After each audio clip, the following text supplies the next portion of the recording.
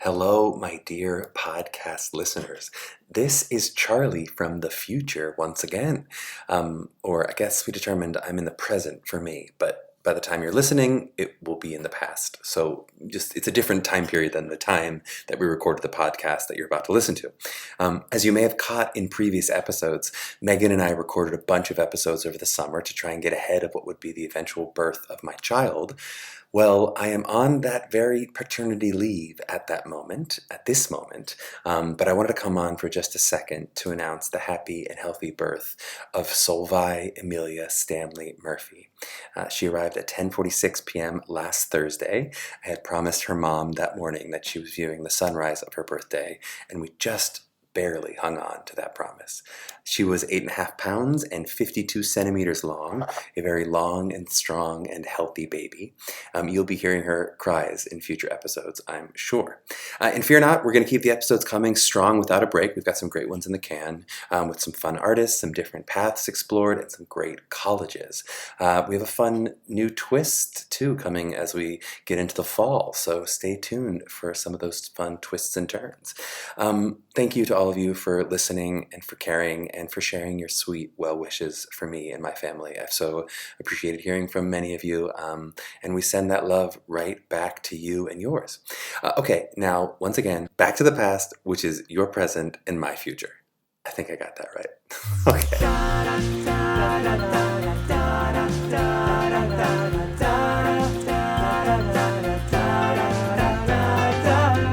Hello, and welcome to Mapping the College Audition, a podcast where we explore the landscape of the college theater world and try to demystify this daunting audition process.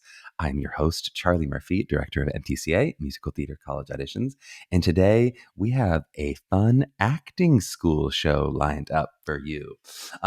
Today, we have Quinn Gordon from UNCSA.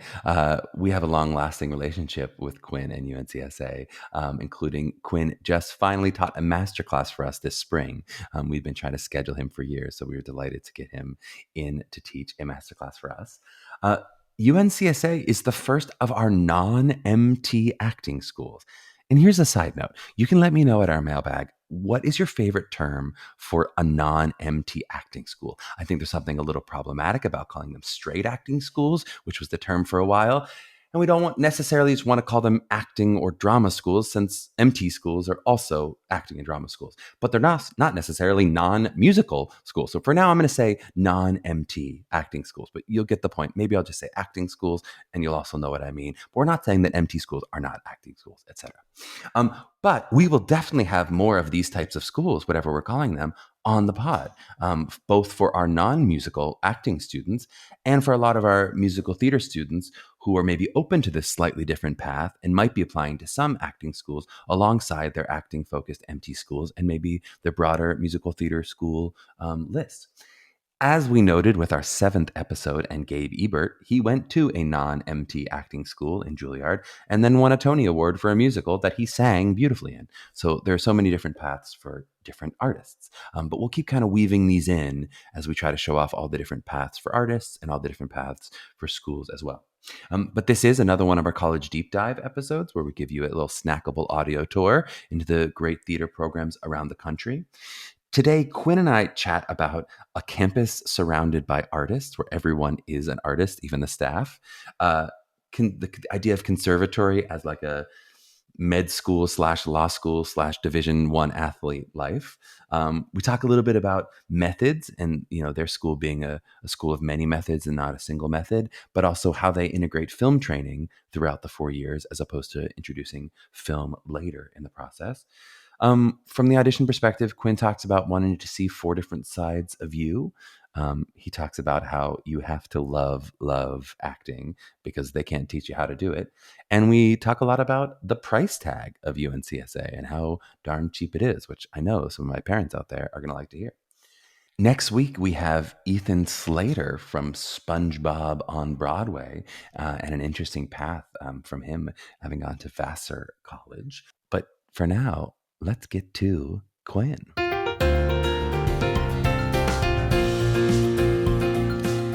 Well, it is such an honor to have on the podcast today Quinn Gordon. Quinn has a BFA in directing from this very UNCSA we're going to be talking about today. He has an MFA in directing from UNC Greensboro, as well as a directing career in New York City and regionally.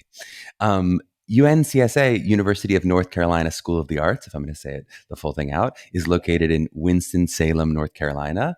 They have small class sizes of about 28 actors and 2 directors.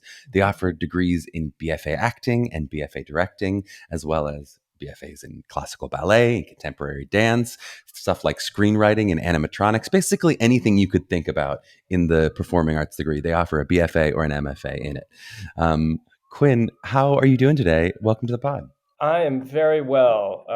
We're gearing up to start the school year. Freshman orientation begins on August 17th, Unbelievable. and we're figuring out what our protocols are with the fall, as things change in the nation very quickly. But I'm really proud to say we're unlike a number of our peer institutions. We were able to keep the doors open all last year and produce actually more work than we would in a normal year. So we're old hats at keeping our student body and faculty and staff safe while still maintaining the integrity of the training. So I love that. Before we get too far into UNCSA, I would just love to hear a little bit about your own background and what brought you back to UNCSA. So, sure. yeah, tell us a little bit about how you found yourself in your current position. The path is never linear. It's always lots of zigs and zags. Probably like a lot of your listeners, coming out of high school. I went to high school in the Bay Area, and out of high school, I went to an acting program in New York City where I was trained by 3 old guys of the theater. A guy named George Morrison, who was one of the folks that started the program at SUNY Purchase. A guy named Hmm. Mike Nichols, a very famous film and theater director, and a guy named Paul Sills, who started Second City in Chicago. Then the 3 of them formed a school called the New Actors Workshop, which was in existence for 25 years. And at the time, I thought I was training to become an actor, but Hmm. looking back, I realized that from Mike, I was learning a lot about storytelling on stage. From Paul, I think I was learning an aesthetic as a theater director, and from George, I was learning how to teach acting. And so out of that, I was an actor in New York for a couple of years, and then kind of found my way into teaching at a pretty young age, in my early 20s, which led to directing, and then made me want to go back in my mid 20s to school and get my degree in directing, which I did at UNCSA. At the time, it was called NCSA, um, and then did a fellowship at Lincoln Center right out of college. Was a theater director in New York for a number of years, and then got invited back to my alma mater to teach adjunct and direct. And then I realized I needed to get my master's because the Hmm. path seemed very clear at that point that I was a teacher. And I actually consider directing and teaching sort of one and the same in a lot of ways. And so I ended up applying to a few schools, went to Carnegie Mellon for a year for MFA in directing, and then got poached away for my current position after a year, and which was a difficult decision, Hmm. leaving a great program. But I felt like if the job that I was training for probably wouldn't be there in a couple of years. And so I left that program and started at UNCSA teaching acting, directing, and also serving as director of recruitment. So I see every single audition for the program, which is usually around 800 or so in a given cycle for those 30 or so spots. And it all worked out great. I ended up finishing my MFA down the road at UNCG for a lot less money. um, and I couldn't be happier to be at this excellent program and working alongside the terrific faculty that I get to work alongside, and with our incredibly talented student body. Awesome. And we're going to definitely get into some of those 800 auditions today, without a Yeah. doubt. But before we do that, I'd love to talk a little bit about like, what do you think it means to be a UNCSA student? Well, we're a unique program. I think we're we're right for a certain kind of student that wants to be on a campus only surrounded by fellow artists. Mm-hmm. We're a small school, about 1,300 students. And every single student on campus is an artist. Every faculty member is an artist. Even a lot of the staff are artists. So, for instance, if any of your listeners have been in touch with our wonderful admissions officer, Mr. Bill Poole, he plays percussion in a jazz ensemble on the weekends. So you're kind of only surrounded by your fellow aliens on campus.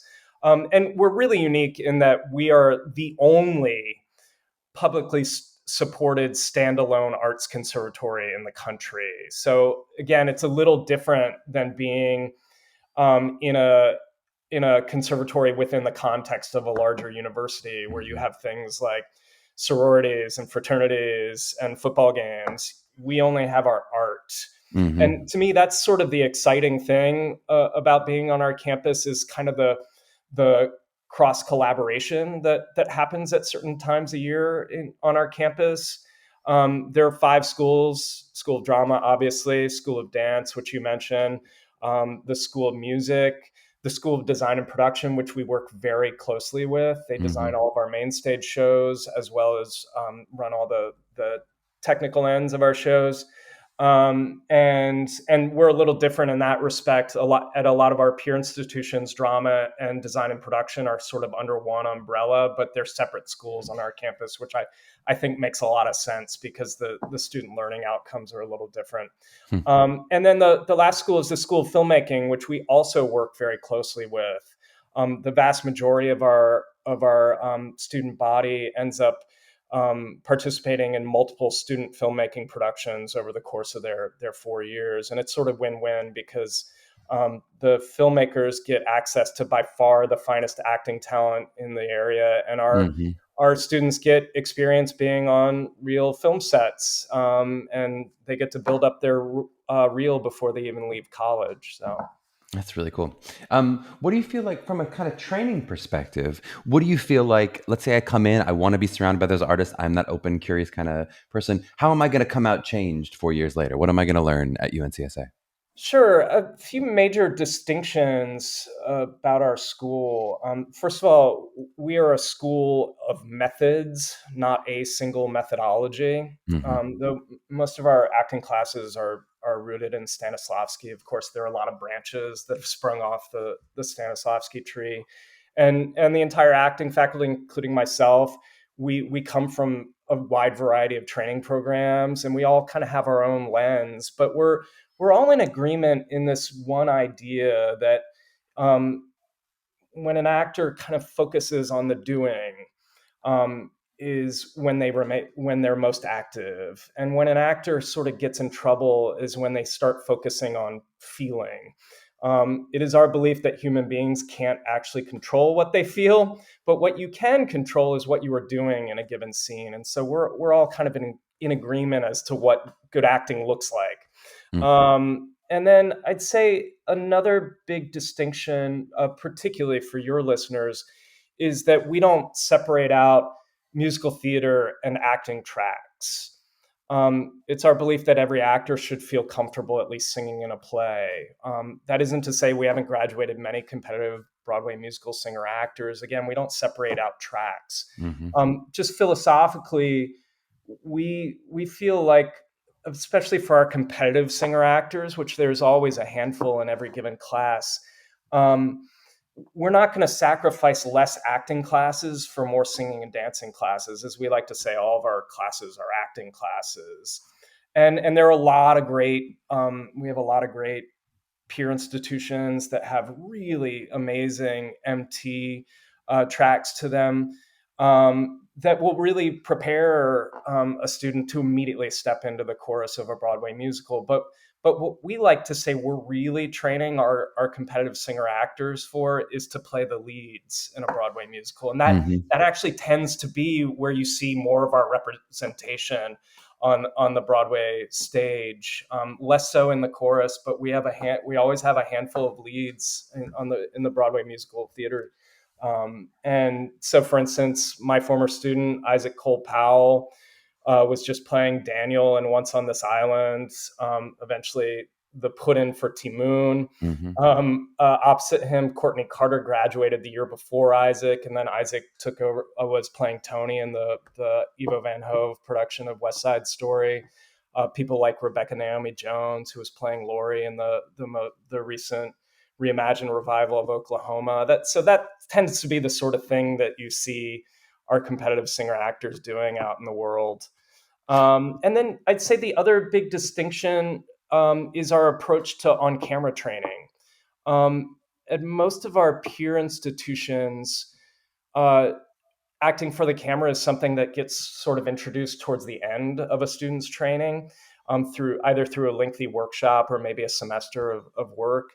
But we're really fortunate that our dean, Scott Ziegler, goes back about 30 years to a guy named Bob Krakauer. They were both at the Actors Theater of Louisville at the same time.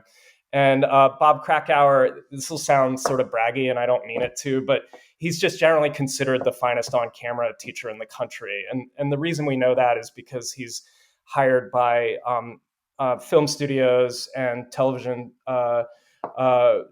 studios to do on-set coaching for professional actors. And there's something like a 2-year waiting list for like professional actors to get into one of his classes in New York. And so they go back a long ways. And when Scott got the job a few years ago as dean, he sat down with Bob and he said, well, if you could do this anyway, how would you do it? And Bob said, well, for one thing, I wouldn't introduce it at the end. Mm-hmm. I'd integrate it into all 4 years of the training program. And so even given, Bob's a really busy guy, but he's able to come down for intense blocks throughout the school year and work with all 4 years of the training program. And so the reason why we integrate it through all 4 years is we just want our students to slip more seamlessly between mediums. That's all. And in a lot of on-camera training, you're sort of taught that, well, it's just like what you've been doing for a few years on stage, only smaller, which is just not true. Mm-hmm. On the stage is primarily a language-driven medium, whereas on camera, you're telling stories and pictures. So, where would you put yourself if someone were to ask you, like on a spectrum of like classical training versus contemporary theater versus maybe film? Like, where is there one focus that you feel like we're based in this, or we really lean more toward this end of the spectrum? I'll say we're never going to abandon the classics. In the third year of the training program, our students do a year-long progression in the work of William Shakespeare. And the reason we're never going to abandon Shakespeare is we feel like if you can handle Shakespeare, you can do anything as an actor. But I will say that given our student body, we're a majority minority student body now.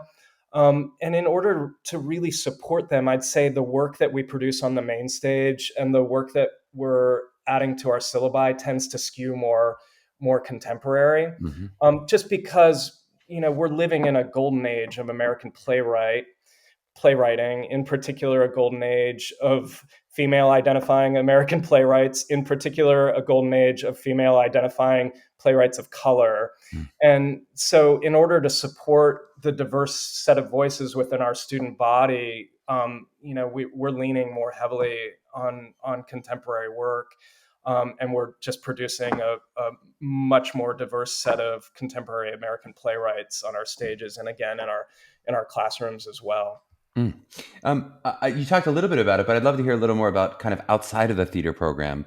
What do I get from being a UNCSA student? So other than just my drama school, what else would I get on campus and sort of from the surrounding school? Sure. As I mentioned earlier, we're really fortunate in that we have a highly ranked school of filmmaking on campus. And so even given the rigors of our student schedule, we've really prioritized our students' participation in student filmmaking productions. I actually sort of serve as the agent to our student body. So when a film production wants to cast any of our actors, they come to me and we kind of work out the scheduling, and I work on getting them excused from class. And as I mentioned before, it's sort of win-win all around. Mm-hmm. But not only do we want our student body to kind of have a professional looking reel before they leave us, I'd say more importantly, we want them to develop relationships with the filmmakers of tomorrow. The School of Filmmaking is close to 30 years old now, I believe, but it's already produced some pretty important voices of the American cinema. People like Jeff Nichols, who directed the films Loving, which was Oscar nominated a few years ago, Mud with Matthew McConaughey, Take Shelter with Michael Shannon. People like from my era, Brett Haley, who made what did he make? He made I'll See You in My Dreams with Blythe Danner, Hearts Beat Loud with Nick Offerman. People like David Gordon Green, who has made a bunch of wonderful films, but most recently the Halloween reboot, which he cast a former student of mine in. And all of those directors still cast School of Drama alumni from their era in their films. And so I'd say half the reason to go to conservatory is to figure out who your collaborators are going to be. Not just the training, but, figure out who your tribe is. I love that. Why might a student, let's say a student were lucky enough to have a lot of great admittances, this maybe a couple months ago, why might they not choose your school? Why do you find students go, I'm going to go in this different direction? Well, I feel like, at the end of the day, every school student has to choose the right place for them. And so I'm never like heartbroken when a student chooses elsewhere. Of course, we want our top choices to come to us, and we're very fortunate that the vast majority of our top choices do. But it really, in the long run, works out the best for everybody if the student ends up at the right program for them. And I'd say some things that students tend to gravitate towards is a particular location. Some students want to be in the a big, busy metropolitan hub. Winston-Salem is a wonderfully livable small city in a progressive pocket of the American South. And like the downtown is cool. There's some cool hipster coffee shops and nice restaurants that the students never have time to go to anyway. And I'd say the town is really conducive to the kind of work that we do, just because there's just not a lot of distractions for our student body, and they're pretty busy 24/7. I'd say location is probably the biggest thing. I'd say some students often gravitate towards a strong theater department within a BA program because they have a broader range of interests, and that's right for a certain kind of student. I'm talking programs like Muhlenberg College in Pennsylvania, or we lost a student to Northwestern University in Chicago this past cycle, and I get it, but we're best suited to the kind of student that knows that they want a career in the entertainment industry heading right out of college, because and just from the sheer number of hours that you're working at your craft, the conservatory environment is probably just going to make you more competitive coming out of the gate.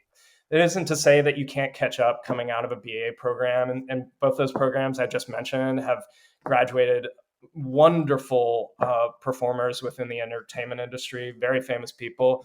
But the BFA route is probably just going to make you more competitive right out of the gate. The closest thing we liken it to in terms of the singularity and focus and rigor would be going to law school, medical school, or perhaps Division I athletics for 4 years. So. Yeah. I'd love to hear a little more. I know you talked a bit about for the musical theater student, we have a lot of musical theater students, many of whom might also apply to UNCSA or a Juilliard, or, may have an acting school along with some of their more acting focused musical theater schools. How does your program speak to especially like training them if they're saying, I do want to keep up my singing training, I do want to keep up my dance to some perspective, I do want to be that lead in a Broadway show at some point. How can you help and maybe speak to that or not? Most of our, self-identified competitive singer actors also study privately with our 2 singing faculty. So they end up getting a broader singing curriculum and more attention. We do have an optional Saturday morning ballet class for anybody that wants to keep those skills up. We have an amazing dance teacher, my colleague Krisha Marcano, who came to us straight out of the national tour of Memphis. She was the original Squeak in The Color Purple on Broadway, but she also did lengthy stints at Alvin Ailey and Martha Graham, two of our most famed modern dance companies. And what Krisha does within her class is she actually adjusts the choreography to the needs of a given student. So for a student that's highly advanced, you'll become more so in our program, and she'll make sure that the sequence is way more complicated for that kind of student. And then for somebody like me who, can't dance to save his life, she really simplifies it so that that student can also have some success. And I'll say occasionally, this is the very rare student. It's happened a few times in my 7 years at School of the Arts. Occasionally, a student will be so advanced that they will audition and get permission to audit dance classes over within the School of Dance. And like I said, that's a very rare student. It's happened a few times. I'm proud to say, our school has graduated some really competitive Broadway dancers. Paloma Garcia Lee is the person I think of most recently. It was in the company of Moulin Rouge on Broadway, and also was part of the company creating the original Bob Fosse choreography and Fosse Verdon on FX. So, we have a proud history of competitive singer, actor, dancers. Isaac Powell, terrific dancer. The program adjusts to the students so that the most advanced aren't, kind of atrophying those talents. I love it. Let's take a really short break, and when we come back, we will talk about the audition for UMCSA. Well, we are back. So, Quinn, I would just love to hear in short, what do you think makes a great audition for you? Oh, great. I look at an applicant's audition as sort of like in our day, it was called a mixtape. I guess now it's a playlist. And what it is, first of all, we asked for 2 contrasting contemporary monologues, a classical monologue, and 16 bars of a song a cappella from the musical theater repertoire. And I look at it as a chance for the applicant to show 4 different sides of themselves. And it's not, what it isn't is an opportunity to like nobody wants to see something so far removed from yourself or so external. Like nobody wants to see you play like your 90-year-old grandmother. But we want to see 4 distinct sides of you.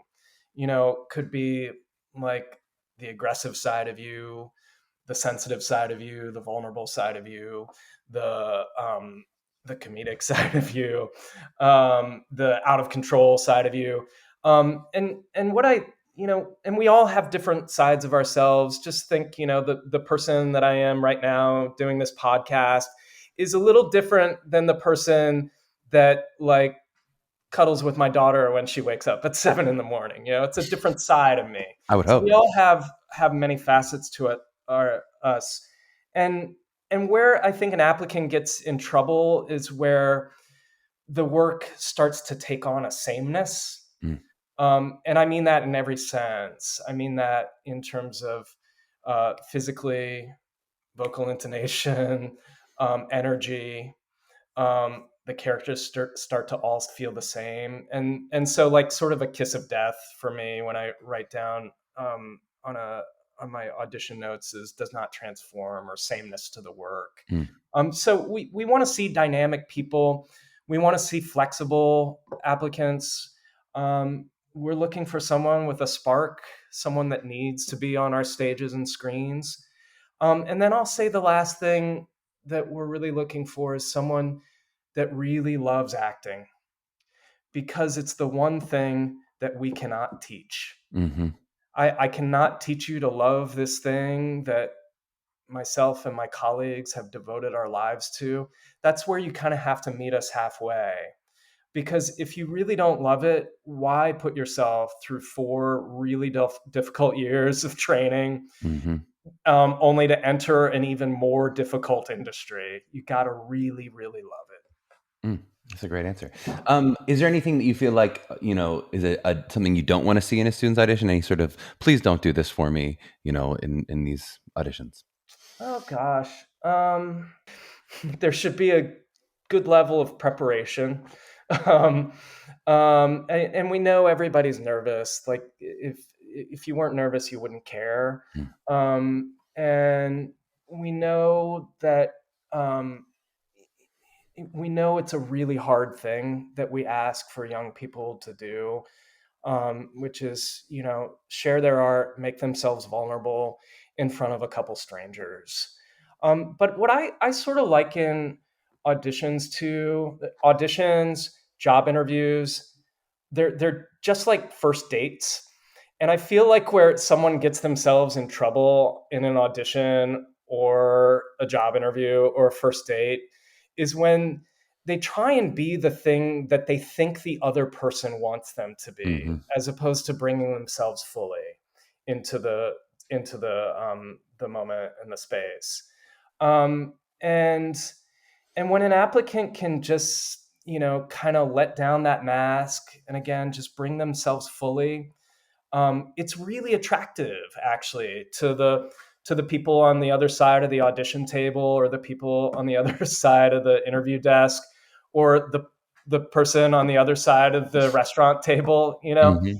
But I know that the instinct is so often to just try and be that thing that you think you want the other person to be, but you gotta really just let that go, and that probably only comes from experience of going Mm-hmm. through like 10 or 20 of these things. It's so true. Yeah. Yeah.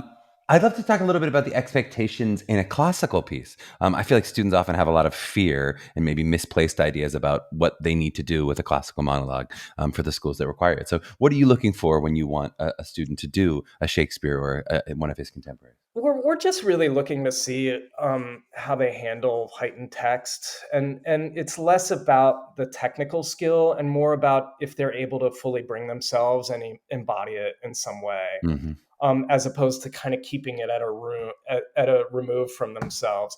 I'll sometimes write a note that's like that simply says Shakespeare, meaning this sounds like an actor trying to do classical text as opposed to like just bringing themselves fully to it. And we love to see not just Shakespeare, but when a student chooses one of his contemporaries. Moliere is really hard, I'll say, but I've seen a couple good ones in my 7 years. It's once sometimes students will or applicants will bring in something closer to the turn of the 20th century, but what we're really looking for is something a little further back. That's Mm. all. Yeah. Well, what about the same question for those 16 bars? Maybe for now, let's talk about some of maybe our acting students who are not singers and have trouble carrying a tune. And they're like, okay, so what do I need to do and what should I be showing in those Well, 16 bars if that's where I am? sure. I'd say it's sort of equal parts. We're looking not only to hear what the instrument is, so that we know what we're dealing with for 4 years, but we're also looking to see how you act the song. We're not just listening to hear you hit the notes well and hear you go into your belt. We want to see you actually act the song. Again, we're an acting centric program, and we're looking for singer actors that can embody a lyric, not just about sounding pretty. Mm. And for the applicant that maybe doesn't have the most polished singing voice or even has trouble matching pitch, again, we're looking to see you embody the lyric in some way or another. Mm. And occasionally a student will come into our program and not really consider themselves a singer, but we'll actually kind of discover their singing voice over the course of their study with us. In my day, there was an actor named Billy Magnuson who came through the program, and he's like working all the time. If you've seen the HBO series Made for Love, he's the Mm-hmm. male lead on that. But like one of his first big movies out of school was playing Rapunzel's Prince in Into the Woods, and he got to sing Agony, which was one of his songs during his his time at school. So you never know what you're going to discover as a student going through 4 years of our training. It's so true.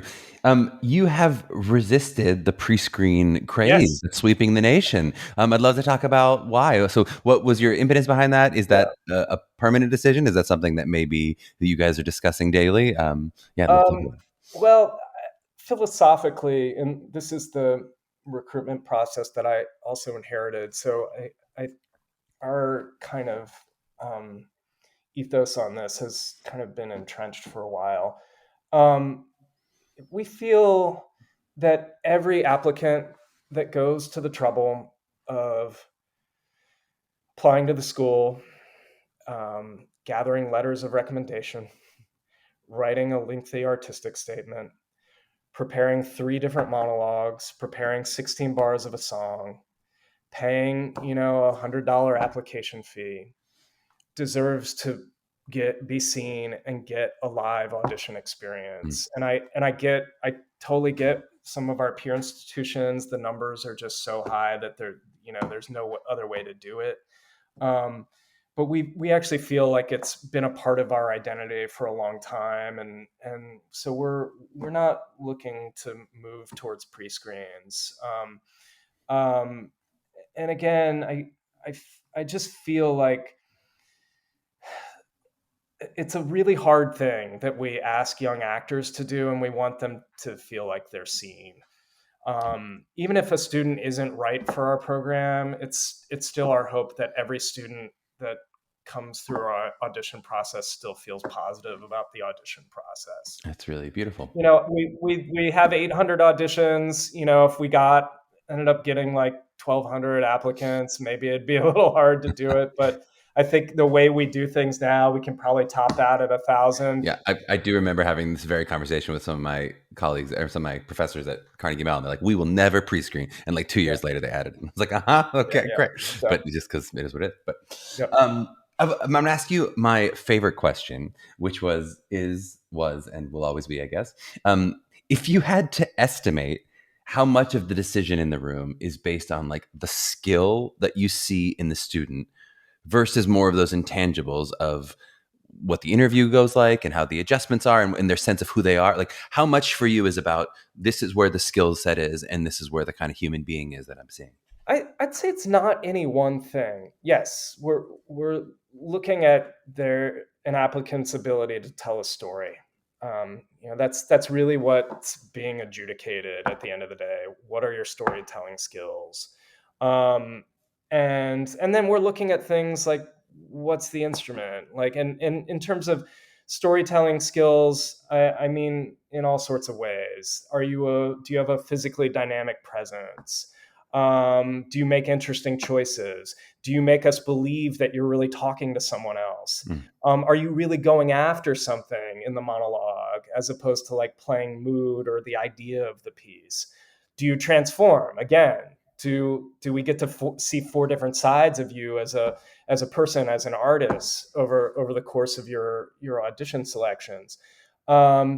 And then, while you're acting, and sometimes this can feel sort of disheartening as an applicant, while you're acting, we're doing things like looking through your transcripts, reading your artistic statement, reading your letters of recommendation, looking at your resume, and we have a wide variety of experiences within a given class. We might have some students that come to us with professional credits, some that come to us from like a rural school in North Carolina that maybe doesn't even have much of a theater program. We have students that like are coming from a gap year, and we love the gap year because generally when a student comes from the gap year, they're in the room for the right reasons. And things like good grades, that's a bit of information for us.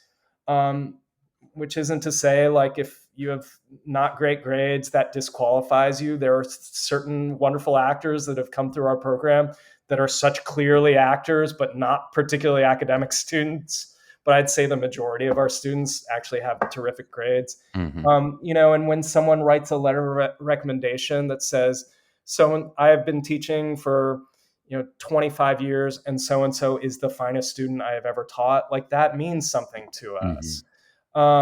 When someone writes a really thoughtful artistic statement, that says something to us. When one finishes their work, sits down for the interview, and I turn to Dean Ziegler and I say, well, that's someone I could have talked to all day long and that I want to spend 4 years with, like that's another piece of the puzzle. So it's not any one thing, but of course, the paramount thing is the storytelling skill. And just to sort of follow up on that, with the grades and SATs or any kind of academic parts of the application, is that all for you done in one decision, or is there any kind of body you need to bounce it off if a Oh grade's at yeah, a certain no, level? I know some peer institutions. I have friends at other schools, and they talk about the tension between who they want to take and who the Hmm. institution makes them take. And we have pretty not so difficult requirements. Hmm. A student needs at least a 2.5 GPA coming to Hmm. us. There are certain credits that you have to have in place. We went test optional this past year, like a lot of schools did. Hmm. I hope we retain that. Hmm. And but our requirements are not stringent, but you do need a 2.5 GPA. That's our kind of number. That's a great Yeah, number to hear. yeah. Um, I'd love. Is there any like final piece of advice or something that you would give to maybe a prospective student at this point of the year, if this is coming out mid-August, who's just about to kind of start their senior year journey? Yeah. What would you say? Well, this is the time to really research. Every program has its distinctions. I'll say for a lot of families, really look at price tag. I feel, you know, the rankings thing are sort of silly, but we're very fortunate that the Hollywood Reporter ranked us as the highest they've ever ranked us this year, Mm, and we are by far the most cost effective option for the top 10 schools, or top 5 schools on the list. And our tuition sits at about $23,000 a year if you're out of state. If you happen to be an in-state North Carolina resident, it's just over $6,000 a year. mm, So for a lot of families, really look at cost. um, I'd say, you know I realize again that students are really weighing, is the BA route right for me? Is the BFA route right for me? And probably a lot of students are applying to a mix of programs. And most of my peer institutions were all really tough to get into. So I'd say mhm, give yourself some options. And then once you know what your options are, go visit, mm, because you really can't know if this is where you want to spend 4 years until you're actually on campus. We do an accepted students weekend. A lot of our peer institutions do, or they do a callback mhm, weekends to give you a sense of what campus life is like. And then the other thing is, like, talk to the current student body. Figure out, do these students feel like my tribe? And then the other people that have been accepted into your year, do I want to train uh, mhm. with these artists for 4 years? And I'd say look at the alumni and see who's working. But now is the time to really do all that research. With the in-state tuition you mentioned, which Yep. I know is another number. We love the 2.5 number. We love the 6,000 number. Is there any flexibility for students after a certain period of time to sort of get in-state tuition once they, become North Carolina residents or whatever, or any of those kind of tricks that some schools do? Sure, it's a little tougher nowadays. In my day, I because I was an older student, I lived off campus all 4 years, and I was able Hmm. to attain in-state residency after a year. Now it's tougher because, again, you have to live off campus coming in as a freshman, unless you're 22 or so, 21, 22. I think it's 22 years old. You have to be in the dorms for Uh, like a year or two. Um, but if you're a little older, you can be off campus all 4 years, which I recommend mhm. for our older students. And but they also, now that those residency determinations are no longer made by our registrar, it's sort of made by the system office. Uh-huh. And they're looking at things like, when did you apply and when did you move? And this occasionally happens, and occasionally families have this kind of flexibility. Occasionally a student will start our program, and a member of their family or their family will move to North Carolina and have that kind of flexibility with their jobs. And Mm-hmm. if that's possible, it's a really great deal once you become in state, and it takes about 12 months. Uh-huh. So, you could, if that was the path that you went, you could conceivably get residency after your freshman year. For $6,000, that seems like a deal. Yeah, I would do it. yeah. Moving to Yeah, North Carolina everybody can tomorrow. work from wherever now. So, Seems like it, right? It's a great place to live. yeah. I'd love to kind of wrap up with a little bit of just sort of like looking back and looking forward at some of the sort of specific challenges of 2021. I'd love to kind of just hear how your school is preparing to meet this new moment, both in terms Yeah. of the kind of demands about racial equity that have come up in a lot the past number of months, but also demands of a virtual world and what the new business that they're going to be entering into, and all that. So kind of take that wherever you want to go with that question. Sure. I'll say, first of all, a lot of what we've done to make our campus and our school more equitable, diverse, and inclusive, a lot of the work had been laid several years ago. It was a real initiative of Dean Ziegler's coming in. And so we were fortunate in that we were a good deal ahead of the curve and weren't just responding to the events of last summer and the murder of George Floyd.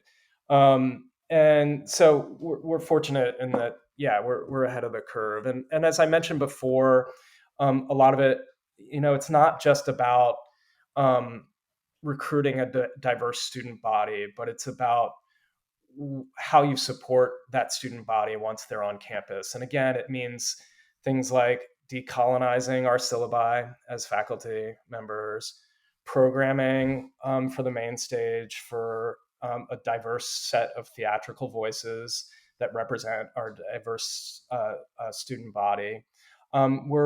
We're really fortunate in that we have a wonderful organization on campus called Artists of Color, which I guess would be like the closest thing that we have to like a Black student union, but it's not Mm-hmm. just for our African American students. There's a Latinx chapter. There's an Asian chapter to it as well. And they work very closely with the faculty and with the administration, just again to create a more equitable, diverse, and inclusive environment for our student body. In terms of the pandemic and how we've dealt with it, as I mentioned before, I think because our campus is kind of such a bubble, we were able to pretty much keep the student body safe over the course of the school year and still do what we do. Basically, none of us had a summer last year because we were all preparing for the fall. Mm-hmm. And the edict, we're part of the 17 school UNC system, and the edict got sent down that we're opening the doors in the fall last year. And so we had to prepare. And, we all learned, on the fly, not this past March, but the one before, how to teach virtually. And Mm-hmm. then we figured out how to do it much better over the summer. We equipped all of our classrooms and performance space with Logitech systems, which are basically these big screens with these owl cameras, so that we could not only have a certain number of students within the space, but also decrease body density and have students in another space working remotely. And like, say, Mm-hmm. for instance, in a movement class or a singing class, the teacher is not only teaching to the students present, but also teaching to the camera, the students in the remote studio. So we did things like that. And as I mentioned before, we ended up doing more programming for our main stage than ever because we had to kind of keep things a little smaller. Mm-hmm. So we did a number of video capture productions. I personally directed a production of Lynn Nottage's play Sweat last fall, that we basically, in lieu of performance, we shot the play over several days, Mm-hmm. several performances of it, and then I spent winter break working on the edit with an editing student over in the School of Filmmaking. We brought in a professional film crew to shoot it, but then I collaborated with an editing student on the cut of it that we then streamed in the spring to our audiences. So we did several performances like that. We did a socially distanced, devised live performance in the fall, wherein we took over an inn kind of equidistant between the school and downtown, and we had individual performers in windows of this hotel performing for a socially distanced audience within the courtyard. We did an outdoor live production on campus of Moliere's The Miser, which was terrifically funny. And what we did with each of those productions is we potted the cast together as we got towards tech and really followed industry protocols. We brought in an outside consultant to kind of work us through a lot of it. We had amazing stage management faculty over in the School of Design and Production, which really led all of that. We were masked in class. We potted together for productions so that we could do maskless production. And, as difficult and as challenging as it is, if the pandemic has taught us nothing, it is far more conducive to our student population to be live and in person in the classroom than to not be. So, we chugged along, and there were a lot of mixed feelings about the return to the classroom amongst faculty and staff, but I'm just really proud that we were able to do as much as we were able to do this past year. It's so cool. And I do think some of that creativity, even if and when a pandemic feels like it is behind us in the real sense, is going to be, it's the way the industry is going. Every Broadway show is filming itself right now. Literally, they're all racing to do it and put it on Disney Plus or whatever. And I'll say too, just because we're so kind of cutting edge in terms of how we approach on camera training, the other thing that the pandemic has really hammered home is how important it is for a young actor to get in training to get really comfortable in front of a camera. There were amongst all the streaming platforms, 600 scripted television shows last year. And you all know, all of my actor friends in New York, it's very few that can make a living only on the stage. Correct. And really, you can't really make a living as an actor anymore unless, again, you're really comfortable in front of a camera. That's right. And short of being in one specific Broadway company for 10 straight years, we would have to be consistent every, it's like most people, that's not true. Most people, even if you play a lead for a year, but you're not going to literally every year be a lead on Broadway. It's just, That's right. Yeah. Anything else that we missed or sort of final thoughts that you have sort of on your school or for our audience? Probably, I know a big question on probably a lot of your listeners' minds is, what is the upcoming audition cycle going to look like? Yes, please. Thank you. We were on Zoom for, all auditions this past year. So Dean Ziegler and I were doing nightly Zooms every Tuesday through Friday night, and then all weekend long. And so we sat down with, we're part of a consortium of 4 other schools: Carnegie Mellon, SUNY Purchase, Rutgers, and Boston University. And we talked about what the upcoming audition cycle is going to look like at the start of this past summer.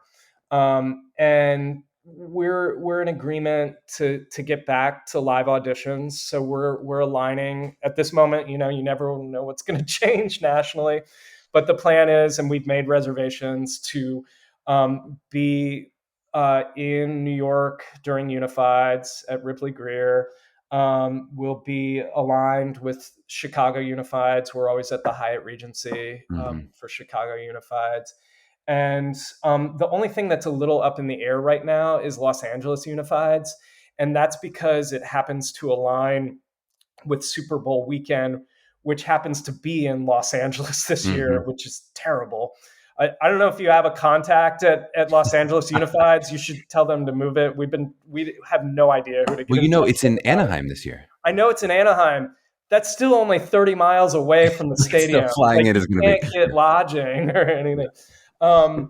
So there's that. But we always have a few weekends on campus, Mhm. and we're retaining a couple weekends on Zoom purely for access. Mhm. And because in fairness to families that are put through a financial burden of travel for Unifieds, we want to remain more accessible. But also things come up. People get sick, Mhm. conflicts arise. Weather in Chicago sometimes plays a part in things. So we really want to retain some access. So we're going to kind of bookend the audition tour with a couple weekends on Zoom. So if people loved hearing you talk, and I imagine they must have, are there places they should be following you personally? We have UNCSA's ats that we'll hit in the show notes. But is there any places where it's like, I should follow Quinn? Well, you can, at UNCSA Drama. And you should definitely check out our website. There's a wealth of information on there that'll take you through the entire curriculum. But I'd say the Instagram, UNCSA Drama, you'll find the most fun alumni news and things like that. Love it. And we'll drop all that in the show notes for sure. Quinn, thank you so much for the time today. It was such a pleasure getting to chat with you. Oh, pleasure's all mine. Thank you.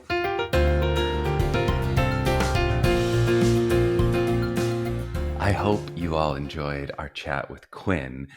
He's such a smart and articulate, artistic man. Always so great to get to chat with him. Meghan knows I am tempted to do a deeper dive on the idea of like revealing yourself versus trying to impress or show the faculty who you think they want to see. But I think I've reached my quota for the month on that particular brand of takeaways. And let's be honest, it's all I want to talk about. And since I'm not going to pay for a subscription to get beyond the firewall, let's talk about something else, huh? I really love that Quinn brought up this idea of range, showing four, in his case, since they have a requirement of four different pieces, different sides of yourself. I also really like his analogy of like a mixtape or a playlist is his modern equivalent there.